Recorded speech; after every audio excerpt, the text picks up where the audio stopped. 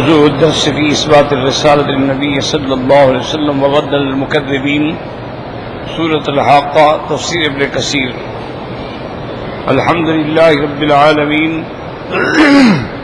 والصلاة والسلام على أشرف الأنبياء والسيد المرسلين سيدنا محمد وعلى آله وأصحابه أجمعين. اللهم صل على سيدنا محمد وعلى آل سيدنا محمد كما صليت على إبراهيم وعلى آل إبراهيم في العالمين إنك حميد مجيد. أعوذ بالله من الشيطان الرجيم. بسم الله الرحمن الرحيم. ولو تقول علينا بعض الأقاويل لأخذنا منه باليمين ثم لقطعنا منه الوتين فما منكم من أحد عنه حاجزين وإنه لتذكرة للمتقين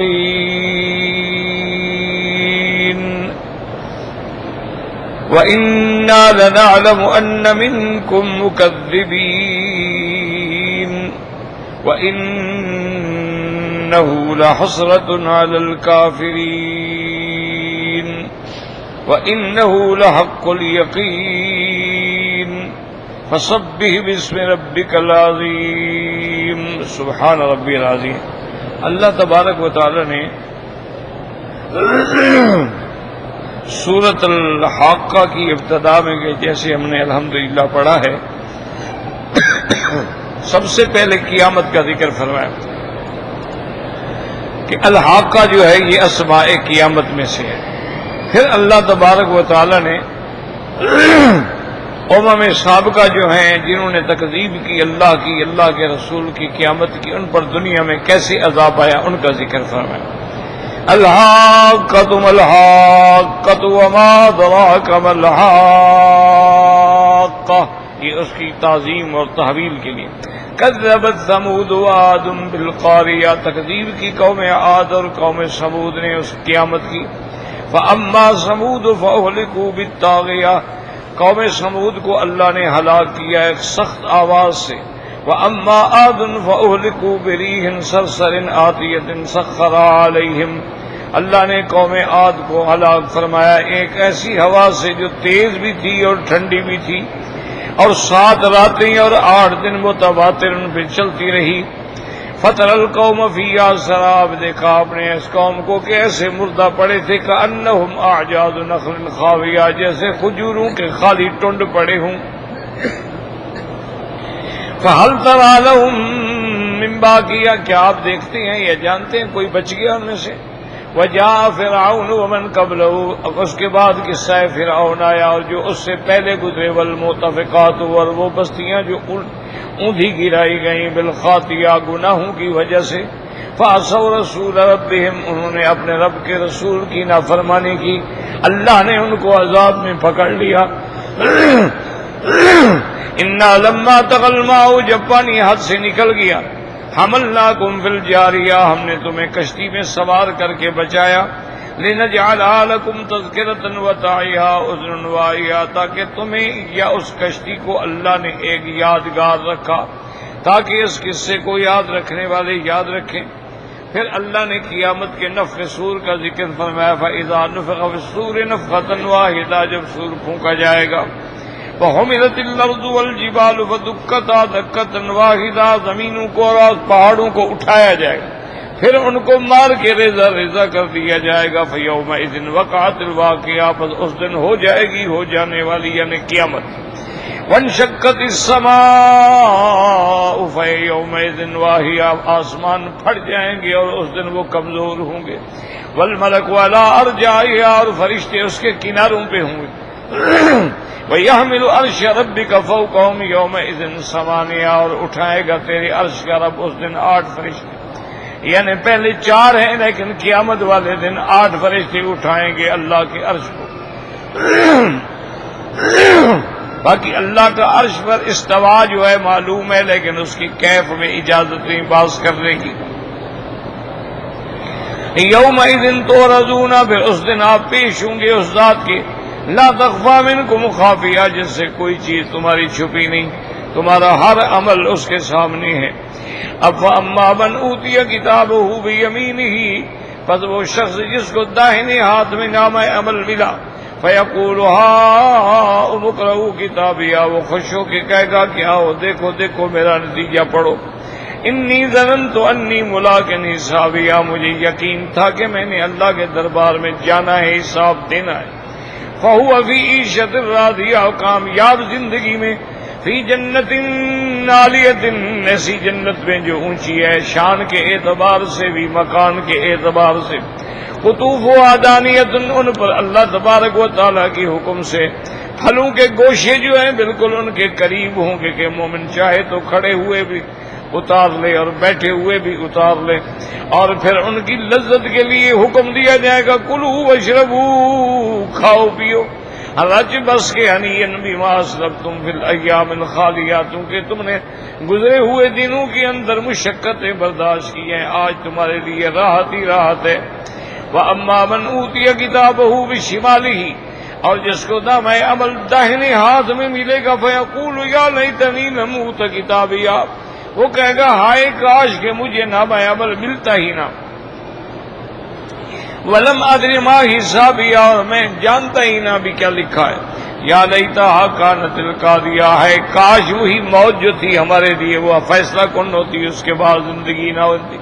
ما اغنی عنی مالیہ، آج مجھے میری دولت نے بھی کوئی فائدہ نہیں پہنچایا، ہلک انی سلطانی، اور آج میرا وہ دبدبہ، میری جاہ، میری قوت آج وہ بھی ختم ہو گئی۔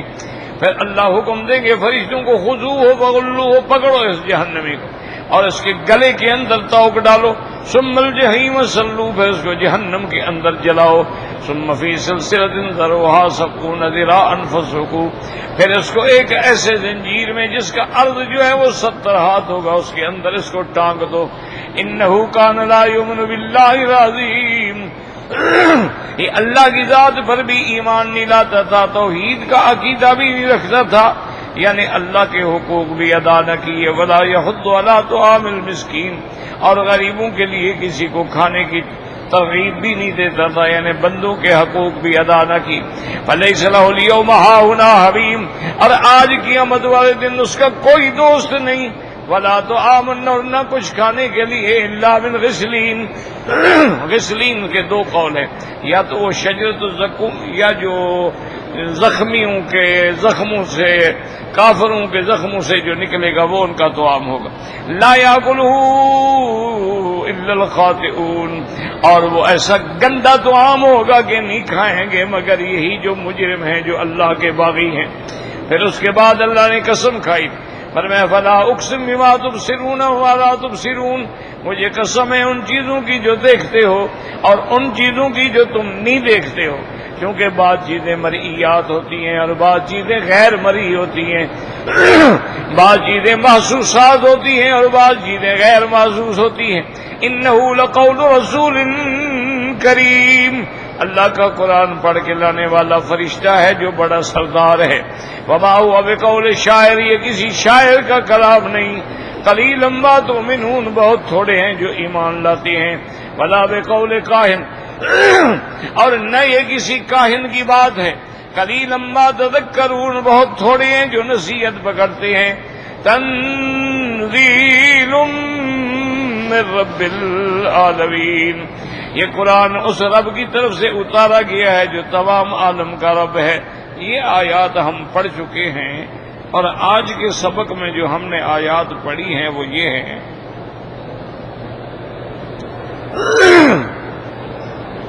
اللہ نے ارشاد فرمایا وَلَوْ تَقَوَّلَ عَلَيْنَا بَعْضَ الْأَقَاوِيلِ لَأَخَذْنَا مِنْهُ بِالْيَمِينِ ثُمَّ لَقَطَعْنَا مِنْهُ الْوَتِينَ۔ اس آیت میں ایک کافروں کے سب سے بڑے شبہات کا جواب ہے، یاد رکھیں۔ کافر یہ کہتے تھے بھی قرآن جو ہے یہ اللہ کا کلام نہیں ہے،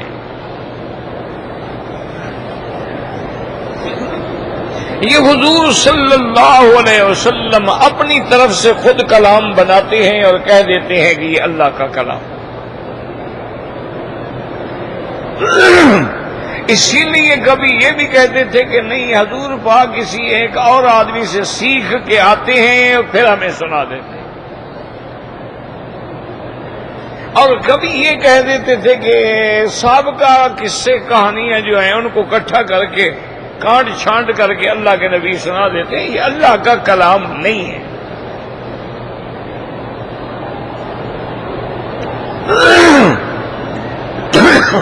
یاد رکھو اس کے اللہ نے قرآن میں متعدد آیات میں جواب دیے.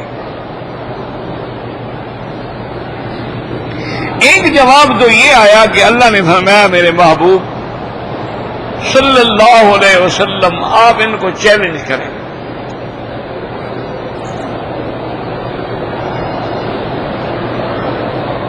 وَإِن كُنتُمْ فِي رَيْبٍ مِّمَّا نَزَّلْنَا عَلَىٰ عَبْدِنَا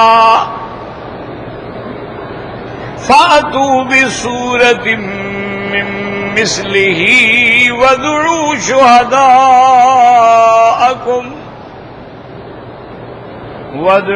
شُهَدَاءَكُم مِّن دُونِ اللَّهِ إِن كُنتُمْ صَادِقِينَ. اللہ نے فرمایا میرا محبوب آپ ان سے کہیں کہ آپ بھی تو عربی ہیں، آپ میں بھی تو شعراء ہیں، فصحاء ہیں، ادباء ہیں. اگر یہ قرآن میں نے بنایا ہے تو اس کے مقابلے پہ تم بھی ایک صورت بناؤ. بھئی میں بھی انسان ہوں، تم بھی انسان ہو. میں بھی عربی ہوں تو تم بھی تو عربی ہو. قرآن بھی عربی ہے تو بناؤ ایک صورت. اور ساتھ اللہ نے فرما دیا کہ میرا مدنی لم تفعلوا ولن تفعلوا، نہ یہ قرآن کا مقابلہ کر سکے ہیں اور نہ قیامت تک کر سکیں گے. اسی طرح قرآن نے بار بار چیلنج دیا قُلْ لَئِنِ اجْتَمَعَتِ الْإِنسُ وَالْجِنُّ عَلَىٰ أَن يَأْتُوا بِمِثْلِ هَٰذَا الْقُرْآنِ لَا يَأْتُونَ بِمِثْلِهِ وَلَوْ كَانَ بَعْضُهُمْ لِبَعْضٍ ظَهِيرًا. اللہ نے فرمایا ساری دنیا کے انسان اور جن مل جاؤ، ایک دوسرے کی مدد کرو، قرآن کا مقابلہ نہیں کر سکتے.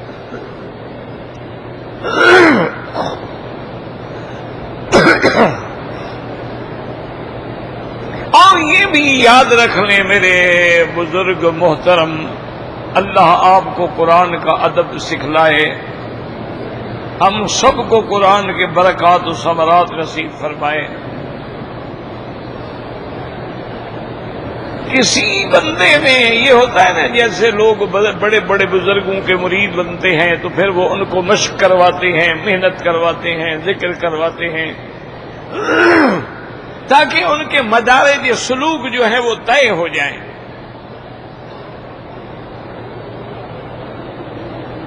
تو ایک آدمی نے حضرت حسن بصری سے بھی اور اسی طرح دوسرے مقام پہ حضرت بہاؤالدین نقشبندی رحمت اللہ علیہ سے بھی پوچھا کہ حضرت یہ جو سلوک کے مقامات ہیں، وصول الی اللہ ہے اور یہ سارے مراحل ہیں، یہ ذکر سے طے ہوتے ہیں یا قرآن سے طے ہوتے ہیں؟ انہوں نے فرمایا بھی ذکر سے آدمی جلدی وصول ہو جاتا ہے، لیکن اس میں خطرہ ہوتا ہے، کبھی آدمی بھٹک جاتا ہے. لیکن جو قرآن سے مدارج حاصل ہوتے ہیں وہ کبھی اس میں خطرہ کوئی نہیں ہوتا.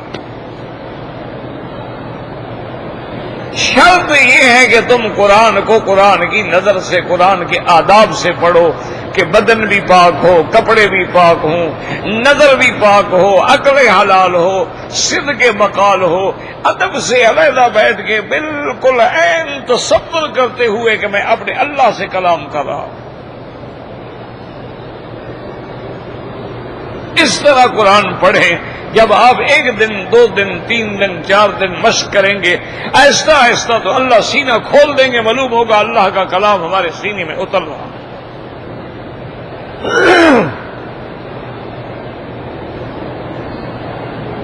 یہی وجہ تھی نا، آپ صحابہ کی زندگیوں پہ نظر ڈالیں، انہوں نے تو کوئی مشقیں نہیں کی، انہوں نے تو کوئی سلوک کی منازل نہیں طے کی گئی، ان کے لیے سب سے بڑی بات کیا تھی؟ صحبت محمد مصطفیٰ، کہ وہ نظر کیمیا پڑی اور انقلاب آ گیا۔ اور دوسرا ان کے لیے کیا تھا؟ اللہ کا قرآن۔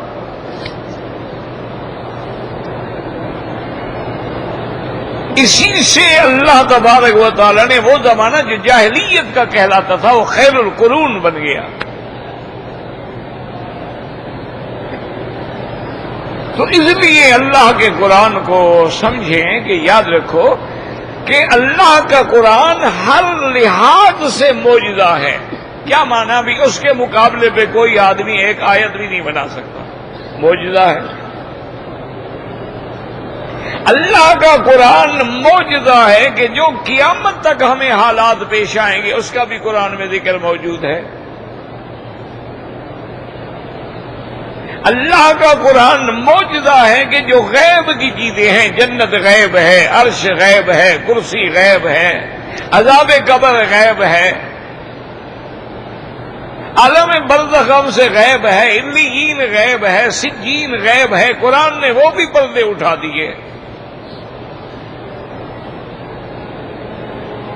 اس لیے بھی قرآن جو ہے وہ معجزہ ہے۔ اسی طرح پھر یہ بات بھی یاد رکھیں کہ قرآن جو ہے وہ اس اعتبار سے بھی معجزہ ہے کہ دنیا میں آج تک کوئی ایسی کتاب موجود نہیں ہے کہ جس کو اتنا حافظ ملے ہوں جتنا قرآن کو ملے ہیں۔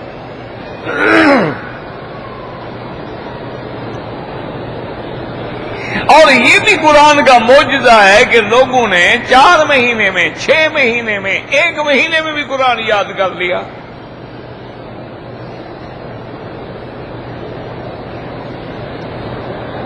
اور یہ بھی قرآن کا معجزہ ہے کہ 5 سال کا بچہ، 6 سال کا بچہ، 7 سال کا بچہ ہے، اچھا وہ بنگالی ہے، وہ ہندی ہے، پاکستانی ہے، سندھی ہے، پشتون ہے، پٹھان ہے، اس بیچارے کی عربی زبان ہی نہیں ہے لیکن پورا قرآن سنا رہا ہے۔ یہ معجزہ ہے قرآن کا۔ آپ دنیا کی کوئی کتاب جو ہے مجھے 200 صفحہ یاد کر کے دکھا دیں، لیکن قرآن ہے، سینوں میں بھی ہے، سفینوں میں بھی ہے۔ اور یہ قرآن اس اعتبار سے بھی معجزہ ہے کہ جب ہم نے اس کو غور سے پڑھا ہے تو یہ ہماری روحانی بیماریوں کا بھی علاج بن گیا کہ جو مشرک تھے وہ موحد بن گئے، جو منکر نبوت تھے وہ غلام بن گئے، جو ظالم تھے وہ رحم کرنے والے بن گئے، جو بخیل تھے وہ سخی بن گئے، جو قاتل تھے وہ مجاہد بن گئے۔ قرآن کا انقلاب ہے، یہ بھی معجزہ ہے قرآن۔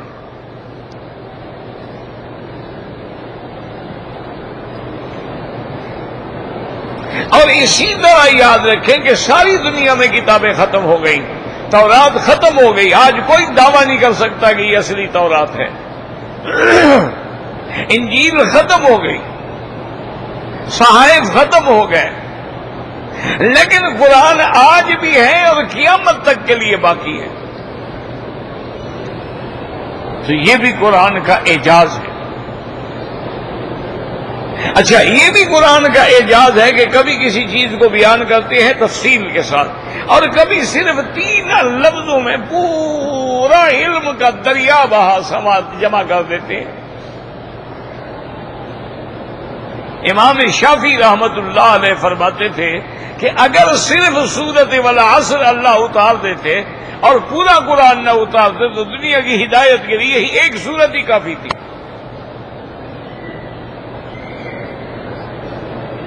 سب سے قرآن کی چھوٹی سورت ہے سورۃ الکوثر، انا اعطیناک الکوثر، فصل لربک وانحر ان شانئک هو الابتر. یہ 3 آیات پر مشتمل صورت ہے، لیکن اس کے اندر پورے علوم کے دریا جمع ہیں، اور حتیٰ کہ کافروں نے بھی جب اس صورت کو پڑھا ہے تو کہنا پڑا کہ واللہ لیس ھذا من کلام البشر، یہ کسی بندے کا کلام نہیں ہے. تو یہ بھی قرآن کا معجزہ ہے. اور یہ بھی قرآن کا معجزہ ہے کہ جب تک وہ قرآن نہیں اترا، یاد رکھو، سمجھنے کی کوشش کرو، تو میرے آقا محمد ابن عبداللہ کہلاتے تھے. صلی اللہ جب نام آئے تو صلی اللہ علیہ وسلم تو کہا کرو. بھائی درود پڑھا کرو، درود شریف نہیں پڑھ سکتے تو چلو صلی اللہ علیہ وسلم.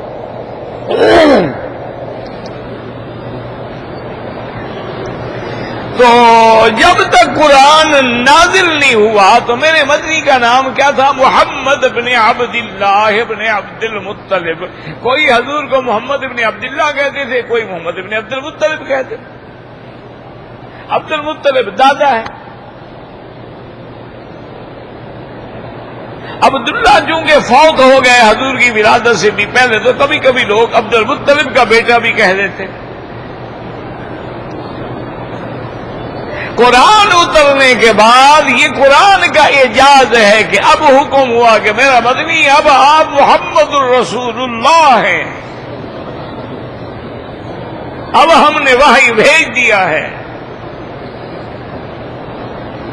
اب آپ کو حکم دے دیا ہے کہ قم فانذر وربک فکبر. اسی لیے یاد رکھیں کہ قرآن پاک نے جہاں جہاں میرے مدنی کا نام لیا ہے تو محمد الرسول اللہ،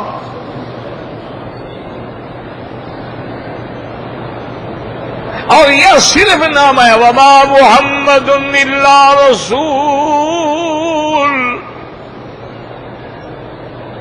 ما كان محمد نبا احد من رجالكم ولكن رسول اللہ. اور کہیں اللہ نے فرمایا مبشرا برسول یاتی من بعد اسمہ احمد. یہ اعجاز قرآن ہے کہ قرآن کے آنے کے بعد پھر میرے مدنی کو محمد ابن عبداللہ نہیں کہا گیا، پھر محمد الرسول اللہ کہا گیا. آپ حقیقتاً محمد ابن عبداللہ ہیں. تو یہ اعجاز قرآن ہے.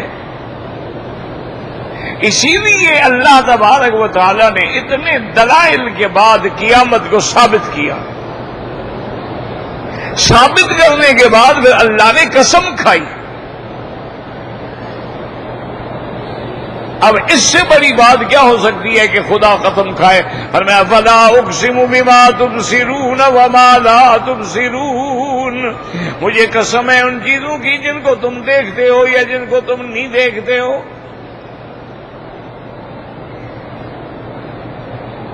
اور آگے قسم کھانے کے بعد مسئلہ کیا ثابت کیا قرآن کا کہ انہ لقول رسول کریم.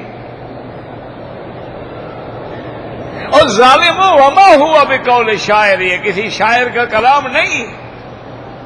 ولا بقول کاہن، یہ کسی کاہن کا کلام نہیں. اور اس کے بعد سارے دلائل دینے کے بعد آخر میں اللہ تبارک و تعالی نے کیا فرمایا کہ یہ کیا ہے؟ تنزیل من رب العالمین، یہ اتارا ہوا ہے رب العالمین کا، یہ اللہ کا کلام. اب دوسرے انداز میں کافروں کا رد کرتے ہیں کہ اچھا اگر تم یہ بات نہیں مانتے ہو تو خدا نہ کرے اللہ کا رسول ہم پر نعوذ باللہ کوئی جھوٹی بات بنائے کہ نبی نہ ہو اور کہے میں نبی ہوں، رسول نہ ہو اور کہے میں رسول ہوں. آپ پر اللہ کا قرآن نہ اترے اور کہے یہ اللہ کا قرآن ہے، وحی ہے. اگر اللہ کا پیغمبر رسالت و نبوت کے بعد نعوذ باللہ ایسی کوئی بات ہم پہ جھوٹ بنائے تو لأخذنا منہ بالیمین، ہم اس کا دایاں ہاتھ پکڑ کے اس کی رگے گردن جو ہے کاٹ دیں گے.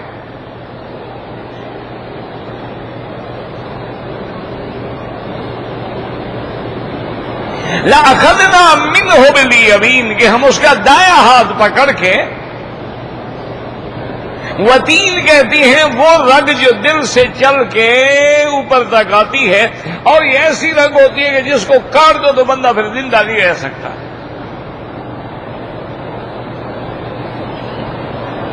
اور پھر کوئی روکنے والا بھی نہیں ہے ہمیں ایسے عمل سے. تو اللہ نے فرمایا بدبخت ہو، اگر میرا مدنی نعوذ باللہ نعوذ باللہ نعوذ باللہ جیسے تم سمجھتے ہو مجھ پہ جھوٹ بولتا، میں چھوڑ دیتا، میں پکڑ نہ لیتا اس کو فوراً. اب اس کے اندر جو سب سے مشکل مسئلہ ہے اس کو سمجھنے کی کوشش کرو.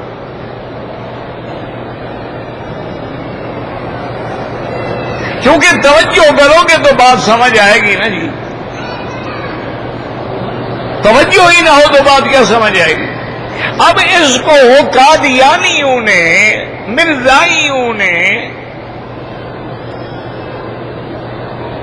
اس آیت سے بھی ایک بہت بڑا مغالطہ بنا کے لوگوں کے دماغ کو خراب کیا ہے کہ جی اللہ فرماتا ہے اگر کوئی جھوٹی وحی بنائے گا، جھوٹی نبوت کا دعویٰ کرے گا، جھوٹی رسالت کا دعویٰ کرے گا، ہم تو اس کی ہاتھ پکڑ کے گردن کاٹ دیں گے. تو اگر مرزا غلام احمد کا ہاتھ پکڑ کے گردن نہیں کاٹی گئی تو معلوم ہوا کہ وہ جھوٹا نبی نہیں ہے.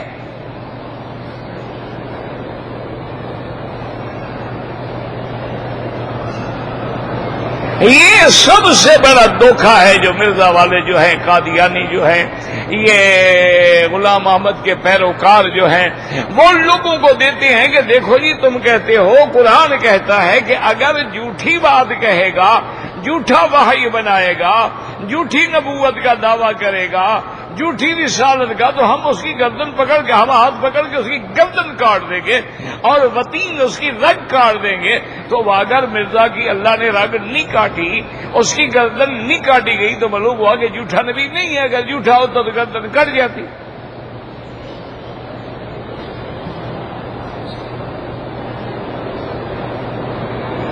تو یاد رکھو یہ دھوکہ ہے اور یہی باطل کا کام ہے. ہمیشہ باطل جو ہے نا، یاد رکھو وہ پانی دودھ میں ملا کے بیچتا ہے. یہ نہیں کر سکتا کہ جناب 1 کلو دودھ لے لو لیکن 1 پاؤ پانی بھی ساتھ لو. کون لے گا؟ اگر پانی کو دودھ میں ملا دیں تو پھر سارے لیں گے، مولوی بھی لیں گے، پیر بھی لیں گے، آپ بھی لیں گے، ہم بھی لیں گے. بات یہ ہو رہی ہے اللہ کے نبی سے خطاب ہے. یعنی کیا معنی؟ مثلا آج کسی ملک کا حکومت جو ہے سفیر بنا کے، نمائندہ بنا کے کسی کو بھیجتی ہے اور وہ سفیر اپنے ملک کے خلاف باغیانہ خیالات کا اظہار کرے، حکومت فوراً پکڑ لے گی کہ ہم نے تمہیں اپنا سفیر بنا کے بھیجا ہے یا اپنے خلاف بھیجا ہے. لیکن اگر بازار میں کوئی بھنگی پھرتا ہو اور باتیں کر رہا اس کو کون پکڑتا ہے؟ بھائی بدبخت نبی ہوتا پھر باتیں کہتا تو اللہ پکڑ لیتے نا. وہ تو ہے ہی نہیں، وہ تو جھوٹا ہے، وہ تو کذاب ہے. یہ مقام اس کے لیے ہے کہ نبی ہو کر اگر ایسی بات کہے. بات سمجھیں، یعنی سفیر ہو کر اگر ایسی بات کہے، کسی کو آپ نے امیر بنایا، گورنر بنایا، پھر وہ ایسی بات کرے تو حکومت برداشت نہیں کرتی. لیکن اگر کوئی عام آدمی کہتا پھرے کہ جی میں نبی ہوں، اس کا کیا ہے؟ جیسے مسلمۃ الکذاب حضور کے زمانے میں تھا، اس نے بھی نبوت کا دعویٰ کیا تھا. اس کو اس کے ساتھیوں نے ایک دفعہ کہا، انہوں نے کہا کہ مسلمہ ہم تو چلو تمہیں نبی مانتے ہیں لیکن اللہ کے نبی پر تو وحی آتی ہے، جبریل آتا ہے، قرآن آتا ہے. تمہارے بارے میں جو ہم پہ سے کوئی پوچھے کہ بھئی تمہارے نبی پر بھی کوئی وحی آتی ہے؟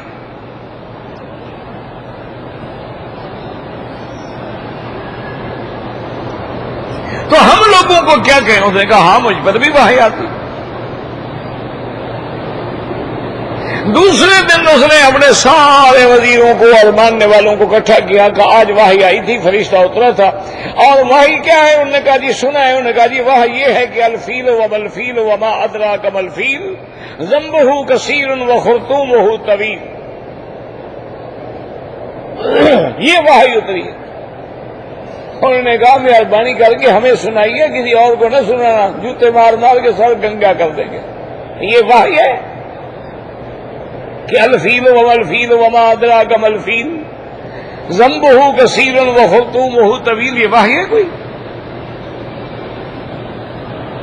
اسی طرح مرزا غلام احمد بدبخت لانتی قادیانی سے بھی پوچھا گیا کہ جناب آپ کے پاس بھی اللہ کا فرشتہ وحی لے کے آتا ہے؟ انہوں نے کہا ہاں بالکل آتا ہے. انہوں نے کہا اس فرشتہ جو حضور کے پاس وحی لاتا تھا اس کا نام تو جبرائیل تھا، آپ کے پاس جو وحی لاتا ہے اس کا نام کیا ہوگا؟ اس کا نام ٹیچی ہے،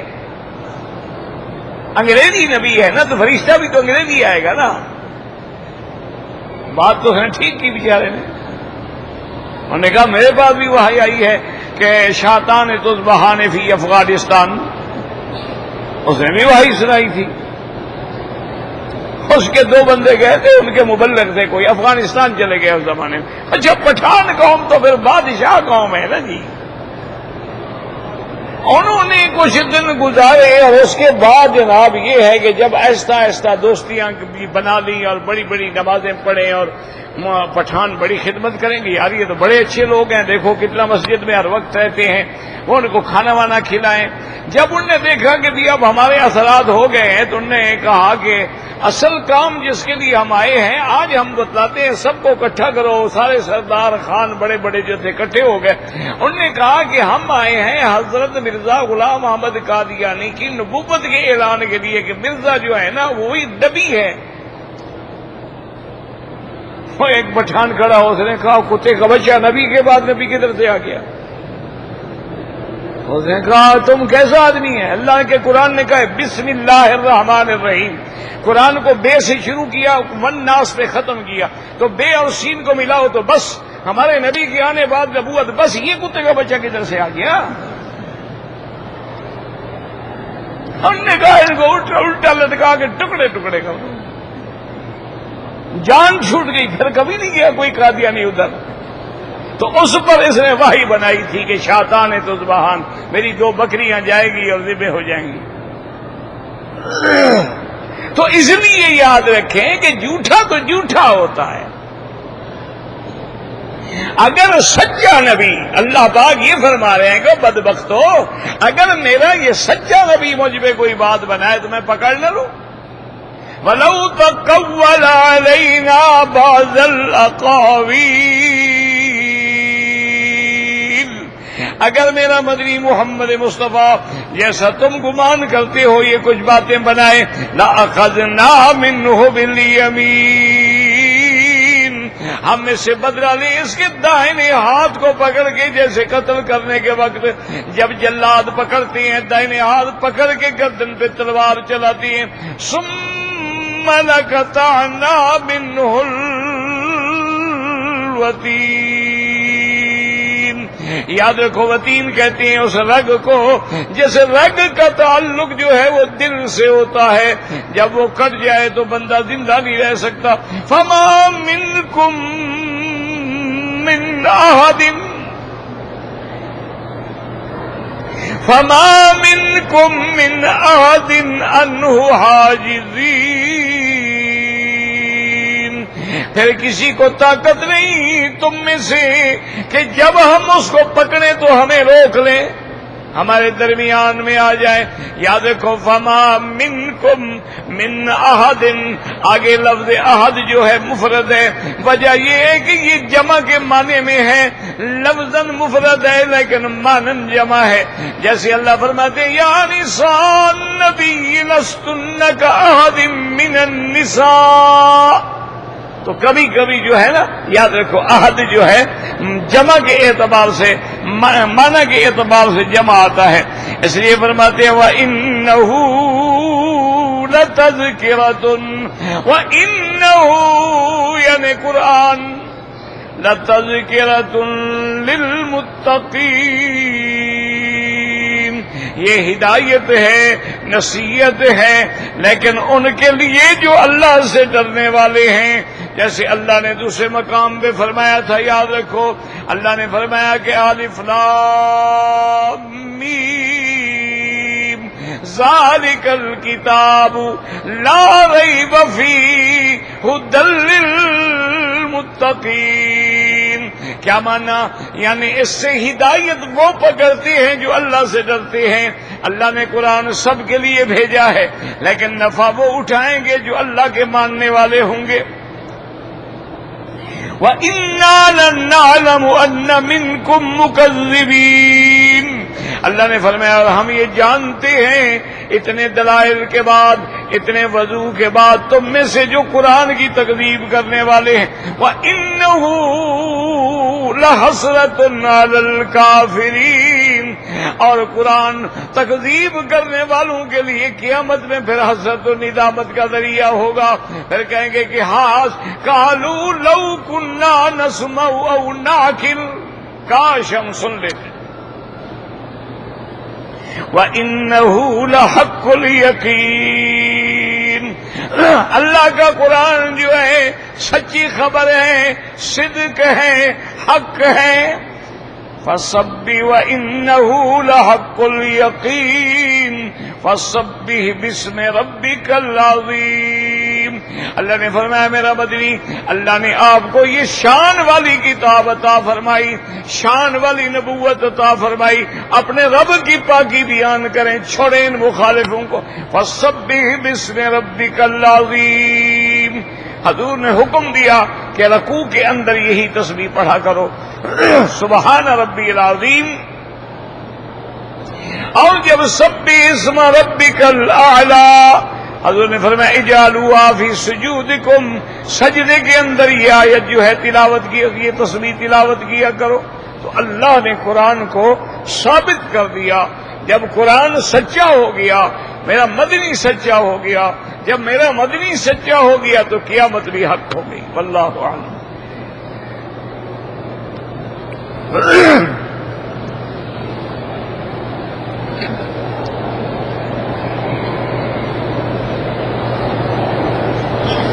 میرا بھائی مسئلہ سمجھیں، مثلا موٹر سائیکل ہے یا گاڑی ہے یا کار ہے یا کچھ ہے، اگر وہ دکاندار یہ کہتا ہے کہ نقد قیمت 1,00,000 ہے، اگر آپ نے ادھار پہ لینی ہے اور قسطیں دینی ہیں تو پھر 1,20,000 ہے. تو اگر آپ نے 1,20,000 پہ لے لی اور قسطیں دیتے رہیے، جائز ہے، یہ سود نہیں ہے. سود وہ ہوتا ہے کہ میں کہوں 1,00,000 ریال مجھے قرضہ دو، آپ کہیں کہ جی ٹھیک ہے میں قرضہ تو دے دیتا ہوں، آپ کب دیں گے؟ میں کہوں جی 6 مہینے. انہوں نے کہا 6 مہینے کے بعد مجھے آپ 20,000 دیں گے. یہ سود ہے کہ میں نے پیسے کے اوپر 20,000 جو زیادہ لیا وہ کس چیز کا ہے؟ ایک ہے میں چیز بیچ رہا ہوں تو گویا میرا سودا آپ سے 1,20,000 میں ہوا ہے، تو یہ وقت کے بدلے میں نہیں ہے بلکہ چیز کی قیمت ہے، اس لیے یہ سود نہیں بنتا. لیکن جو متقی علماء ہیں وہ کہتے ہیں اس سے بھی بچو. اچھا ایک بات اور بھی سمجھ لو، مثال کے طور پہ ایک آدمی کے پاس آپ جاتے ہیں، وہ کہتا ہے کہ جی یہ کھاد کی بوری ہے، اس کی نقد میں قیمت 1,000 ہے، ادھار میں قیمت 1,200. اگر آپ کہتے ہیں جی 1,000 لے لو اور مجھے دے دو گا، نہیں جی میں تو صرف ادھار بیچتا ہوں، تو اب حرام ہے اس میں. اگر کوئی نقد پیسے دیتے ہو دیتے، ادھار میں لینا چاہے تب بھی دے دے، لیکن نہیں میں نے تو صرف ادھار بیچنا ہے، تو مانا یہ کہ اس کو لالچ ہے، اس طرح پیسے حاصل کرنا چاہتا ہے. تو اس لیے فقہا نے کہا کہ پھر جائز نہیں ہے. بہرحال کوشش یہ کریں کہ ان جھگڑوں میں نہ پڑیں.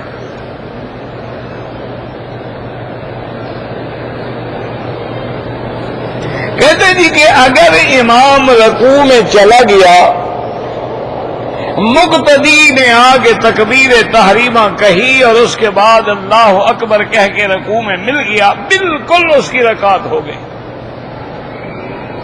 حدیث مبارک میں ہے کہ من ادرک الرکوع فقد ادرک الرکعہ، جس کو رکوع مل گیا اس کو رکعت مل گئی۔ اگر آپ سجدے میں ملیں گے تو رکعت نہیں ملے گی۔ اچھا، بعض علماء اہل حدیث فرماتے ہیں کہ اگر وہ اللہ اکبر کہہ کے فاتحہ پڑھ کے رکوع میں جائے پھر تو رکعت ملے گی، ورنہ نہیں ملے گی۔ لیکن تمام ائمہ کا مسلک یہی ہے کہ اگر رکوع میں پہنچ گیا تو رکعت مل گئی۔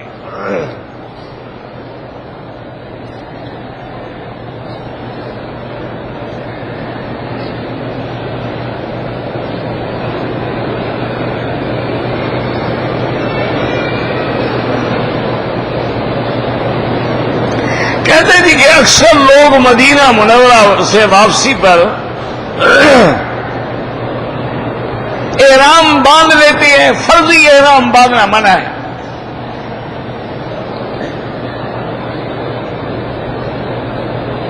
تو ایک قرآن میں آیات ہے وَبُسَّتِ الْجِبَالُ بُسًّا، اسی سبق میں بھی وہ آیت ہے وَحُمِلَتِ الْأَرْضُ وَالْجِبَالُ فَدُكَّتَا دَكَّةً وَاحِدَةً، اور اس کے آگے دکن دکا۔ داڑھی کا نہ رکھنا جو ہے گناہ کبیرہ ہے، صرف گناہ ہے۔ جو مرغیاں باہر کے ملکوں سے آتی ہیں ان پر کوئی اعتبار نہیں، اللہ عالم کون ذمہ دار ہے یہ ذبح ہو رہی ہے، لیکن جو اس ملک کی بکری اپنا مرغیاں ہیں، یہاں کی کمپنیاں ہیں، وہ بالکل ذبح کرتی ہیں۔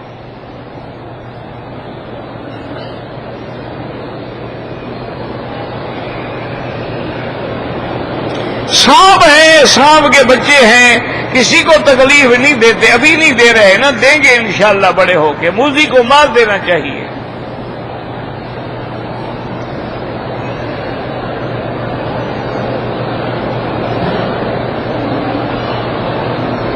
کہتے تھے کہ ہم اپنی بیوی کے حسن و جمال کی یا اس کے کام کی تعریف کر سکتے ہیں، کیوں نہ کریں جناب، لیکن بیوی کے سامنے کریں، لوگوں کے سامنے نہ کریں کہ میری بیوی ایسی خوبصورت ہے کہ شام کو لائن لگی ہو دیکھنے کے لیے۔ اپنی بیوی کو تعریف کیا کرو کہ تم خوبصورت ہو، کھانا اچھا بناتی ہو، بڑی صاف ستھری ہو، گھر کو تم نے سنوار کے رکھا ہوا ہے، اس کو تعریف کرو تاکہ وہ بیچاری خوش ہو، اس کو دل لگے۔ یہ تو نہیں کہ لوگوں کو سناؤ کہ جناب میری بیوی کی کمر ایسے ہے، میری بیوی کی گردن ایسے ہے، اور اس کے ہونٹ ایسے ہیں، اور بال اس کے ایسے ہیں، تاکہ ماشاءاللہ ان کے دل میں عشق پیدا ہو، اور کل کو جب آپ جائیں تو لائن کھڑی ہو کر کے باہر۔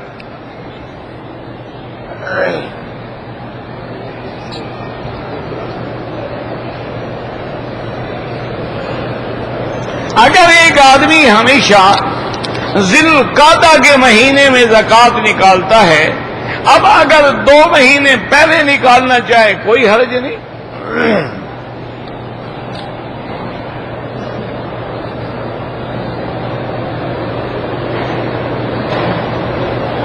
کہتے جی کہ جو اپنا خواب آئی تھی ڈاکٹر صاحب کو کہ حضور کی ٹکٹ کے بارے میں، تو وہ یہ تھا کہ بھئی یعنی مطلب یہ تھا کہ ڈاکٹر صاحب پوری دنیا میں دین پھیلائے، ٹکٹ تو حضور مانگ رہے ہیں، دین یہ پھیلائے گا، تو یہ ٹکٹ مانگتا نا حضور سے کہ مجھے ٹکٹ دیں، پھر سمجھا جاتا کہ یہ پوری دنیا میں جائے گا، اس کو ٹکٹ دے دی حضور نے۔ یہ تو کہتے حضور مجھ سے ٹکٹ مانگ رہے ہیں میرے پاس آنے کے لیے، بات کو سمجھو، خود تعبیریں نہ بناؤ جھوٹی۔ ایک اور پیر صاحب تھے، مر گئے، میں نے دیکھا تھا۔ اچھا، وہ کیا کرتے تھے خدا کے بندے، اللہ معاف کرے، فوت ہو گئے۔ وہ جب کسی سفر پہ جاتے تھے نا جی، تو بڑے آدمی تھے، بڑے لوگ مرید تھے، تو باقاعدہ جیسے کانوے ہوتی ہے نا جی، 1-2 گاڑی آگے اور 2-3 گاڑیاں پیچھے، اور بڑی تر و فر سے جاتے تھے۔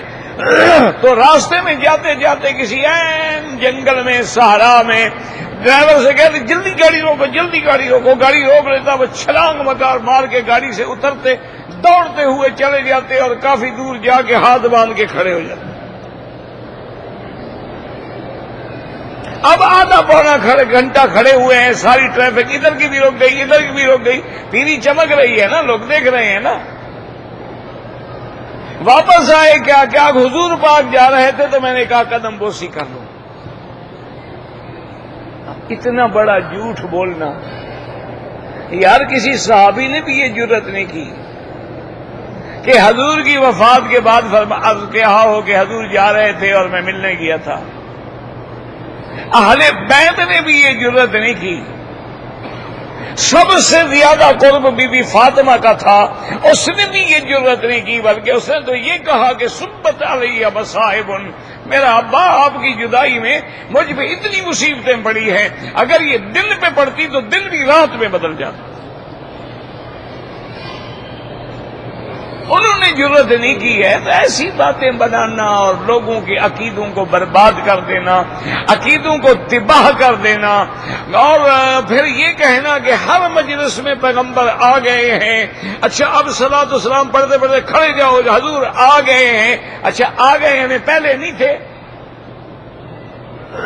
آ جو گئے آتا تو وہی ہے نا جو پہلے موجود نہیں تھا، تو پھر حاضر ناظر والا عقیدہ تو تمہارا جھوٹا ہو گیا نا کہ پہلے نہیں تھے۔ اچھا پھر آ گئے ہیں تو مدینے پاک میں جو لوگ سلام پڑھ رہے ہیں وہ کس لیے پڑھ رہے ہیں؟ خدا کا خوف کرو، مرنا ہے، اللہ کے دربار میں جانا ہے، وہاں باقاعدہ ایک ایک لفظ کا حساب ہوگا۔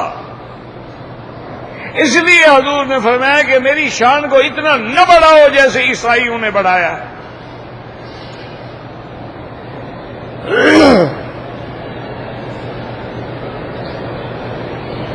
اگر ہم میقات پہ آئے، عصر کی نماز ہو گئی، اب کوئی 2 رکعت نہ پڑھے، عصر کے بعد نماز نہیں ہوتی، آپ بس لبیک اللہم لبیک پڑھ کے آ جائیں۔ بچے کا نام محمد کیلاش، کیلاش کا تو مجھے پتہ نہیں کیا بلا ہوتی ہے، محمد ہی نام رکھ لیں۔ کیلاش ایک کافروں کا قبیلہ ہے، یہ اللہ عالم آپ اسی کیلاش کی طرف جا رہے ہیں۔ گلگت سے آگے ایک جگہ ہے کیلاش، وہاں وادی کافرستان بھی کہلاتی تھی، اب بھی وہاں ہیں وہ کیلاش کے لوگ، وہ تو بدھ مذہب کے لوگ ہیں، کافر ہیں۔ اچھا نام رکھ رہے ہو، محمد بھی اور کیلاش بھی۔ بھائی حضور کے نام کے بعد بھی کوئی اچھا نام ہے دنیا میں؟ جب محمد رکھ لیا بات ہی ختم ہو گئی۔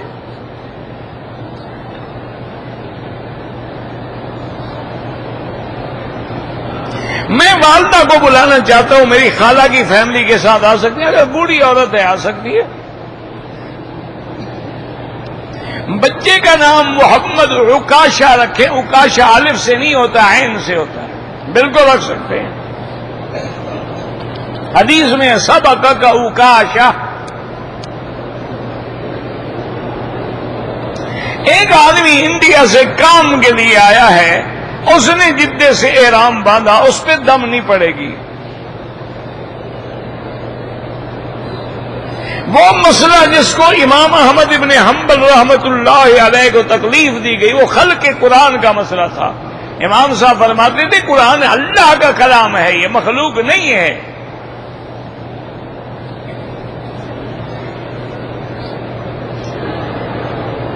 نماز میں السلام علیکم دونوں طرف کیوں پھیرا جاتا ہے؟ تو مقتدی دونوں طرف ہوتے ہیں، فرشتے دونوں طرف ہوتے ہیں، نہ تمہیں سلام سے بھی تکلیف ہے؟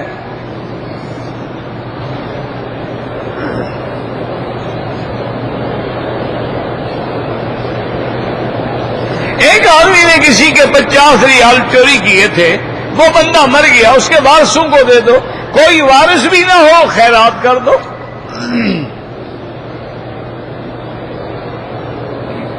میں نے کئی عمرے کیے ہیں لیکن ٹک لگواتا رہا۔ بہرحال سر بھی منڈوا لیں اور دم بھی ادا کر دیں، ایک دم۔ اگر غلطی ایک جیسی ہو چاہے کئی دفعہ ہو، دم ایک پڑتا ہے۔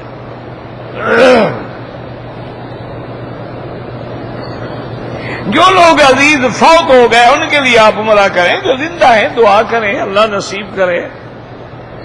جہرانہ سے احرام باندھ کے اگر عمرہ کریں تو حضور پاک نے خود کیا ہے اللہ کے بندے۔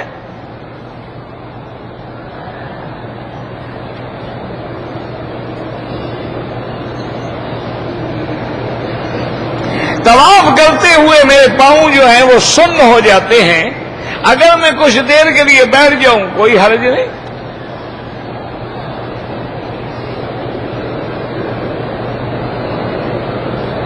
مسجد عائشہ سے عمرہ کریں وہ بھی کر سکتے ہیں۔ جو لوگ آدھی آستین رکھتے ہیں نمازیں مکروہ ہو جاتی ہیں۔ جب اللہ نے کپڑا پورا دیا ہے تو پورے کپڑے سے نماز پڑھیں۔ حضور پاک نے کبھی آدھی آستین سے نماز نہیں پڑھی۔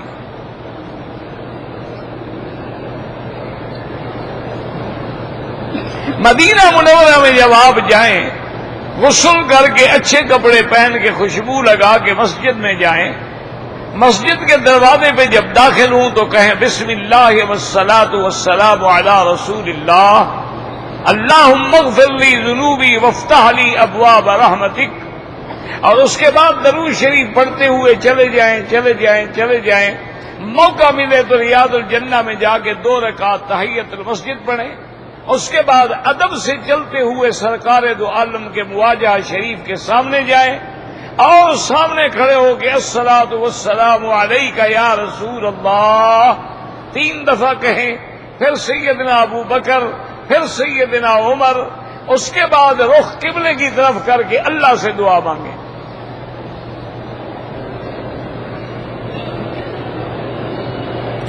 عمرے والوں کے لیے طواف الوداع واجب نہیں ہے، لیکن کریں تو اچھی بات ہے۔ استاد کو جلاد کہنا، اگر وہ جلاد والا کام کرے جیسے ہڈیاں توڑ دیتے ہیں، زنجیروں میں جکڑ دیتے ہیں، دیکھا نہیں یہ روز کس سے آ رہے ہیں، تو پھر وہ جلاد ہی ہوا نا۔ کئی بچے ہڈیاں توڑوا کے گھر بیٹھے ہوئے ہیں، ان سے پوچھو نا ان کو مار پڑتی ہے کہ استاد جلاد ہے کہ نہیں۔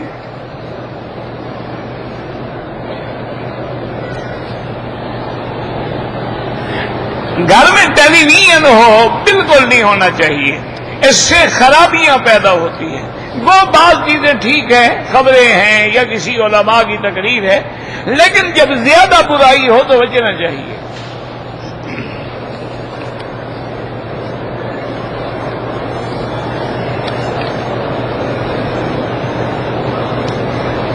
عمرے کرنے سے حج فرض نہیں ہوتا، زندہ آدمی کے لیے کوئی عمرہ شمرہ نہیں۔ اگر ہم مسافر ہیں 2 نمازیں جمع بھی کر سکتے ہیں، یعنی ظہر اور عصر، مغرب اور عشاء۔ صرف حنفی مسلک میں فرق اتنا ہے، وہ کہتے ہیں ظہر کو لیٹ کر دو آخر وقت میں پڑھو اور عصر کو اول وقت میں پڑھ دو، جمع ہو گئے۔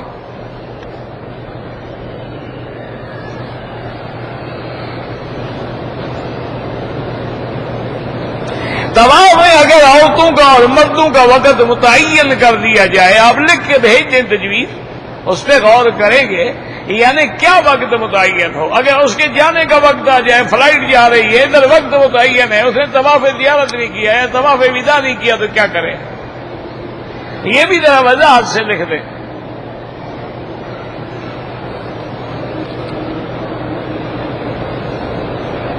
میرے ملک شہر میں ہندو ہے، وہ مجھے ٹیلی فون کرتا ہے کہ میرے لیے دعا کرو۔ بالکل کرو کہ اللہ اس کو اسلام نصیب کرے۔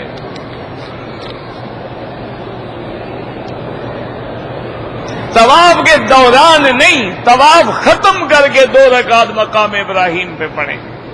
طواف کے دوران تو ناجائز ہے، 7 چکر پورے کرنے کے بعد افضل یہ ہے کہ مقام ابراہیم پہ نماز پڑھیں۔ اگر وہاں جگہ نہ ہو حتیم میں پڑھ لیں، ورنہ پورے مطاف میں پڑھ لیں، ورنہ سارے حرم میں پڑھ لیں۔ اگر بھول جائے گھر جا کے اپنے ہوٹل میں بھی پڑھ سکتے ہیں۔ ربنا تقبل منا انك انت السميع العليم وتب علينا انك انت التواب الرحيم۔ یا اللہ عالم اسلام پہ رحم فرما، یا اللہ عالم اسلام کی عزت و غلبے کا فیصلہ فرما، یا اللہ کفار کی ذلت کا فیصلہ فرما، یا اللہ تمام بلاد اسلامیہ کی حفاظت فرما، یا اللہ اس بلد الامین کو قیامت تک ہر فتنے سے محفوظ فرما. یا اللہ بیماروں کو شفا عطا فرما. یا اللہ ہماری ظاہری باطنی روحانی جسمانی بیماریاں پریشانیاں اپنی رحمت سے دور فرما. یا اللہ بے حیاؤں کو حیا عطا فرما، بے دینوں کو دین عطا فرما، بے اولادوں کو اولاد عطا فرما، بے روزگاروں کو روزگار عطا فرما، قرض داروں کے قرض عطا فرما. ربنا تقبل منا انك انت السميع العليم وتب علينا انك انت التواب الرحيم. سبحان ربك رب العزة عما يصفون والسلام على المرسلين والحمد لله رب العالمين. صلی اللہ تعالی علی خیر خلقہ سیدنا محمد وعلی آلہ وصحبہ اجمعین. اللهم صل على سيدنا محمد وعلى آل سيدنا محمد كما صليت على إبراهيم